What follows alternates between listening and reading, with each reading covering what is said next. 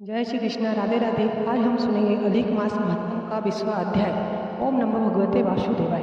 श्री सूत जी बोले, हे विप्रो, नारायण के मुख से राजा दर्दधनवा के पूर्व जन्मांत का वृत्तांत श्रवण कर अत्यंत तृप्ति न होने के कारण नारद मुनि ने श्री नारायण से पूछा।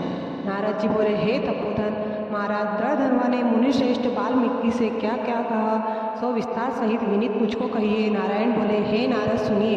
राजा दर्दधनवा ने महाप्राज्ञ मुनिश्रेष्ठ वाल्मीकि मुनि की प्रार्थना कर जो कुछ कहा सो मैं कहूँगा। दर्दधनवा बोला, मोक्ष की इच्छा करने वाले लोगों से पुरुषोत्तम मास का सेवन किस प्रकार किया जाए, क्या दान दिया जाए और इसकी विधि क्या है, यह सब संपूर्ण लोक के कल्याण के लिए मुझसे कहिए, क्योंकि आपके समान महात्मा संसार के हित के लिए ही पृथ्वी पर भ्रमण करते हैं। यह पुरुषोत्तम मास स्वयं साक्षात पुरुषोत्तम भगवान है। उस पुरुषोत्तम मास के सेवन से महान पुण्य होता है। यह बात मैंने आपके मुख से भली बातें सुनी है। मैंने पूर्व जन्म में सुदेव नामक ब्राह्मण श्रेष्ठ होकर विधि से पुरुषोत्तम मास का सेवन किया, जिसके प्रताप से मेरा मृत पुत्र उठ खड़ा हो गया। हे ब्राह्मण, पुत्र शोक के कारण निरंतर निराहारी मेरा यह पुरुषोत्तम मास बिना जाने ही बीत गया। अज्ञान से हुए पुरुषोत्तम मास का ऐसा फल कि मृत्यु को प्राप्त भी सुखदेव उठ खड़ा हो गया। हरि भगवान के कहने पर इस अनुभूत पुरुषोत्तम मास का सेवन किया। हे तपोधन, मुझे इस जन्म में वह सब विस्तृत हो गया है, इसलिए इस पुरुषोत्तम मास का पूजन विधान विस्तार पूर्वक मुझसे फिर कहिए। वाल्मीकि जी बोले, ब्रह्म मुहूर्त में उठकर परब्रह्म का चिंतन करें, उसके बाद बड़े पात्र में जल लेकर नेत्रज्ञ दिशा में जाए। पुरुषोत्तम मास को सेवन करने वाला सोच के लिए ग्राम से बहुत दूर जाए। दिन में तथा संध्या में कान पर जनेऊ को रखकर और उत्तर मुख होकर पृथ्वी को तरण से आच्छादित कर वस्त्र से सिर बांधकर और मुख को बंद कर अर्थात मौन होकर रहे, न थूके और न श्वास ले। इस तरह मलमूत्र का त्याग करें। और यदि रात्रि हो तो दक्षिण मुख होकर मलमूत्र का त्याग करें और मूत्रेंद्रिय को पकड़ कर रखे। शुद्ध मिट्टी को ले आलस छोड़कर दुर्गंध दूर करने के लिए मृतिका से शुद्धि करें। लिंग में 1 बार, गुदा में 5 बार, बाएं हाथ में 3 बार, दोनों हाथों में 10 बार मिट्टी लगावे, दोनों पैरों में 14 बार लगावे। यह गृहस्थ आश्रमी को सोच कहा है। इस तरह सोचकर मिट्टी और जल से पैर और हाथ धोकर दूसरा कार्य करे। तीर्थ में सोच न करे, तीर्थ से जल निकाल कर शौच करे। 2 हाथ जल वाले कड़ाई को छोड़कर यदि अनुद्रत जल में अर्थात तीर्थ में शौच करे तो बाद तीर्थ की शुद्धि करे, अन्यथा तीर्थ अशुद्ध हो जाता है। इस प्रकार पुरुषोत्तम का उत्तम व्रत करने वाला शौच करे। तदंतर 16 कुल्हा और 12 कुल्हा करे। मूत्र का त्याग करने के बाद 8 अथवा 4 कुल्हा गृहस्थ करे। उठकर प्रथम नेत्रों को धो डाले, दातुन ने आवे और इस मंत्र को अच्छी तरह कहकर दंत धावन करे। हे वनस्पति, वायु, बल, यश, वर्च, प्रजा, पशु, ब्रह्म ज्ञान और मेधा को मेरे लिए दो। अपामार्ग अथवा बेर की 12 अंगुल की छेद रहित दातुन, कानी अंगुली के समान छोटी सी हो, जिसके पर्व के आधे भाग में कुची बना हो, उस दातुन से मुख शुद्धि करे। रविवार के दिन काष्ठ से दातुन करना मना किया है, इसलिए 12 कुल्ला से मुख शुद्धि करें। आचमन कर अच्छी तरह प्रातःकाल में स्नान करें। स्नान के बाद उसी समय तीर्थ के देवताओं को तर्पण के द्वारा जल देवे और समुद्र में मिली हुई नदी में स्नान करना उत्तम कहा गया है। बावली को तालाब में स्नान करना विद्वानों ने मध्यम कहा है और गृहस्थ को गृह में स्नान करना सामान्य कहा है। स्नान के बाद शुद्ध और शुक्ल ऐसे 2 वस्त्रों को धारण करें। ब्राह्मण कंधे पर रखे जाने वाले उत्तरी वस्त्रों को सावधानी के साथ हमेशा स्नान में पूर्व मुख अथवा उत्तर मुख होकर बैठे और शिखा बांध कर दोनों जांघों के अंदर हाथों को रखे। उसकी पवित्री हाथ में धारण कर आचमन क्रिया को करें। ऐसा करने से पवित्री अशुद्ध नहीं होती है, परंतु भोजन करने से पवित्री अशुद्ध हो जाती है, इसलिए भोजन के बाद उस पवित्री का त्याग करें। आचमन के बाद गोपी चंदन की मिट्टी से तिलक धारण करें। वह तिलक ऊर्ध्वपुंड हो, सीधा हो, सुंदर हो, दंड के आकार का हो, ऐसा धारण करें। ऊर्ध्वपुंड हो अथवा त्रिपुंड हो, उसके मध्य में छिद्र बनावे। ऊर्ध्वपुंड में लक्ष्मी के साथ हरि भगवान स्वयं निवास करते हैं। त्रिपुंड में पार्वती सहित साक्षात शंकर भगवान सर्वथा वास करते हैं। बिना छिद्र का पुंड कुत्ते के पैर के समान विद्वानों ने कहा है। सफेद तिलक ज्ञान को देने वाला है, लाल तिलक मनुष्यों को वशीकरण करने वाला है, पीला समस्त रिद्धि को देने वाला कहा है। इससे भिन्न तिलक को नहीं लगावे। गोपी चंदन की मिट्टी से शंख, चक्र, गद्द, पद्म आदि धारण करें। यह संपूर्ण पापों का नाश करने वाला और पूजा का अंग कहा गया है। जिसके शरीर में शंख चक्रादि भगवान के आयुधों का चिन्ह देखने में आता है, उस मनुष्य को मनुष्य नहीं समझना। वह भगवान का शरीर है, सो शंख चक्र आदि चिन्हों को नित्य धारण करता है, उस देही के पाप पुण्य रूप हो जाते हैं। नारायण के आयुधों से जिसका शरीर चिन्हित रहता है, उसको कोटि कोटि पाप होने पर भी यमराज क्या कर सकता है। प्राणायाम करके संध्या वंदन करे, प्रातः काल की संध्या विधि पूर्वक नक्षत्र में रहने पर करे। जब तक सूर्य नारायण का दर्शन न हो तब तक गायत्री मंत्र का जप करे और सूर्य स्थान के मंत्रों से उठकर अंजलि कली बांधकर उप स्थान करे। सायंकाल के समय अपने पैर को पृथ्वी में करके नमस्कार करे। जो कमी रह गई हो उसको इस मंत्र से पूर्ण करें।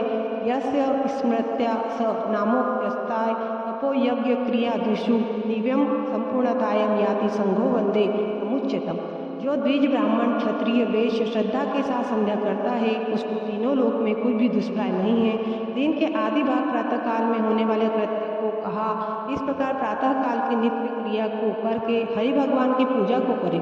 लिपे हुए शुद्ध स्थान में नियम से स्थित होकर और मौन तथा पवित्र होकर गोबर से गोल अथवा चौकोर मंडल को बनाकर व्रत की सिद्धि के लिए चावलों से अष्टदल कमल बनावे। बाद में सुवर्ण चांदी तांबा अथवा मिट्टी का पंचभूत और नवीन छिद्र रहित शुद्ध कलश को उस मंडल के ऊपर स्थापित करें और उस कलश में शुद्ध तीर्थों से लाए हुए कल्याणप्रद जल को भरकर कलश के मुख में विष्णु, कंठ में रुद्र भगवान अच्छी तरह वास करते हैं। उसके मूल में ब्रह्मा जी स्थित रहते हैं। मध्य भाग में मातृगण कहे गए हैं। कोक में समस्त समुद्र और 7 द्वीप वाली वसुंधरा, ऋग्वेद, यजुर्वेद, सामवेद और अथर्ववेद व्याकरण आदि अंगों के साथ सब कलश में स्थित हो। इस प्रकार कलश को स्थापित करके उसमें तीर्थों का आह्वान करें। गंगा, गोदावरी, कावेरी और सरस्वती मेरी शांति के लिए तथा तापों के नाश करने के लिए हेतु आवे। तदंतर उस कलश का मंत्र पाठ पूर्वक गंध, अक्षत, नैवेद्य और उस काल में होने वाले पुष्प आदि उपचारों से पूजन करके उसके ऊपर पीले वस्त्र से लपेटा हुआ तांबे का पात्र स्थापित करें। उस पात्र के ऊपर राधा के साथ हरि की मूर्ति को स्थापित करें। राधा के सही सुवर्ण की पुरुषोत्तम भगवान की प्रतिमा बनावे और भक्ति में तत्पर होकर विधि के साथ उस प्रतिमा की पूजा करें। पुरुषोत्तम मास के पुरुषोत्तम देवता है। पुरुषोत्तम मास के आने पर उनकी पूजा करनी चाहिए। जो इस संसार सागर में डूबे हुए को उहाड़ता है उसकी इस लोक में भी मृत्यु धर्म वाला कौन मनुष्य पूजा नहीं करता है। आगे काहे ग्राम फिर मिलते हैं, धन फिर मिलता है, पुत्र फिर मिलते हैं, ग्रह फिर मिलता है, शुभ अशुभ कर्म फिर मिलते हैं, परंतु शरीर फिर नहीं मिलता है। उस शरीर की रक्षा धर्म के लिए और धर्म की रक्षा ज्ञान के लिए हुआ करती है और ज्ञान से मोक्ष सुलभ हुआ करता है। इसलिए धर्म को करना चाहिए। देह रूप वृक्ष का फल सनातन धर्म कहा गया है। जो शरीर धर्म से रहित है वह बांझ वृक्ष के समान निष्फल है।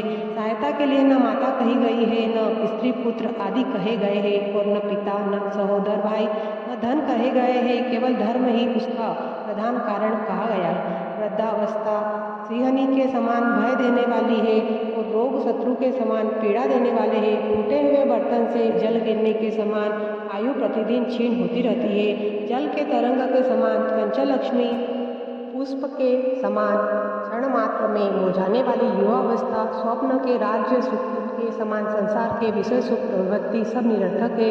धन चंचल है, चित्त चंचल है और संसार में होने वाला सुख चंचल है। ऐसा जानकर संसार से विरक्त होकर धर्म के साधन में तत्पर हुए। जैसे सर्प से आधा देह निकले जाने पर भी मेंढक मक्खी को खाने की इच्छा ही करता है, उसी प्रकार काल से ग्रसा हुआ जीव दूसरे को पीड़ा देने में तथा दूसरे का धन मृत्यु से ग्रस्त आयु वाले पुरुष को सुख क्या हर्ष करता है। वध के लिए वध स्थान को पहुंचाने जाने वाले पशु के समान सब सुख व्यर्थ है।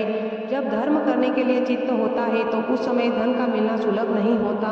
जब धन होता है तो उस समय चित्त धर्म करने के लिए उत्सुक नहीं होता है।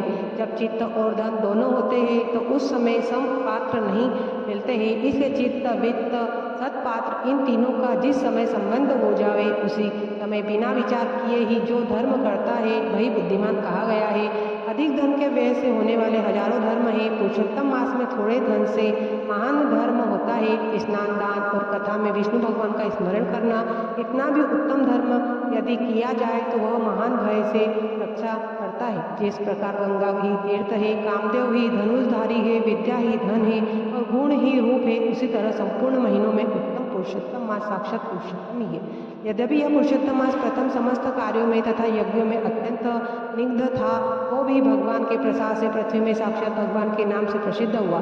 जिस प्रकार हाथी के पैर से सब प्राणियों के पैर लीन हो जाते हैं, उसी तरह समस्त धर्म और कला समस्त पुरुषोत्तम में विलीन हो जाते हैं। जिस प्रकार और नदियों की तुलना गंगा के समान नहीं की जा सकती, कल्प वृक्ष के समान अन्य समस्त वृक्ष नहीं कहे जा सकते, चिंतामणि के समान दूसरे रत्न पृथ्वी में नहीं हो सकते, कामधेनु के समान दूसरे ग्रोह नहीं हो सकती, राजा के समान दूसरे पुरुष नहीं हो सकते, वेदों के समान समस्त शास्त्र नहीं होते, उसी प्रकार समस्त पुण्यकाल इस पुरुषोत्तम मास के पुण्यकाल के समान नहीं हो सकते। पुरुषोत्तम मास के देवता पुरुषोत्तम भगवान हैं, इसलिए भक्ति और श्रद्धा से पुरुषोत्तम भगवान की पूजा करनी चाहिए। शास्त्र को जानने वाला कुशल शुद्ध वैष्णव सत्यवादी और विप्र आचार्य को बुलाकर उसके द्वारा पुरुषोत्तम की पूजा करे। अंतःकरण में होने वाले मोह काम क्रोध लोभ मद मात्सर्य आदि रूप बड़ी बड़ी मछलियों से पूर्ण अत्यंत गंभीर वेग वाले इस संसार रूप सागर को पार करने की इच्छा करता है, वह इस भारतवर्ष में आदि देवता पुरुषोत्तम भगवान का अच्छी तरह पूजन करे। यदि श्री पुरुषोत्तम मास महात्म 20वां अध्याय समाप्त। जय श्री कृष्ण। राधे राधे।